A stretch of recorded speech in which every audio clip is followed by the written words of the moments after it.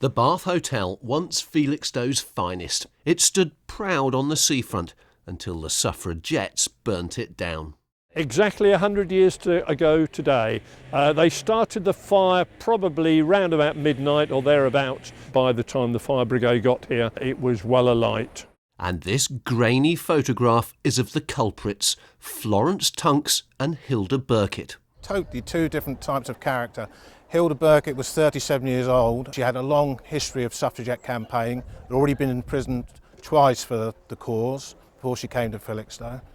She was a very outgoing, confident person, whereas Florence Tunks was only 22 when she came to Felixstowe, hadn't had a long involvement with the suffragette campaign. The West Wing is all that remains of the Bath Hotel, and today a plaque dedicated to the two women was unveiled. They chose the Bath Hotel, A, because it was a very prominent hotel, well known, but also because it was closed during the off-season, and therefore they decided they would burn something down without risk to life. As a woman, I think my vote is very precious, and yes, I'm glad that they fought for people like me.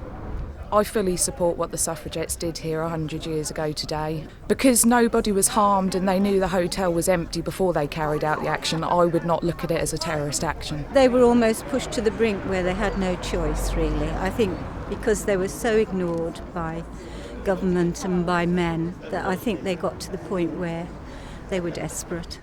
This was Hilda and Florence's handiwork too. Earlier the same month, they'd burnt down the pier at Great Yarmouth. Dick Moffat runs a local bookshop and has just published a book about the Bath Hotel. One has to applaud the idea of women's suffrage, and they achieved a lot, but it's a contradiction in terms to sort of put a plaque up for the suffragettes because they burnt our first and foremost hotel. It's an odd situation.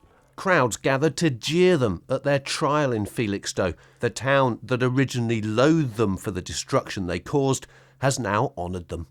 Gareth George, BBC Look East.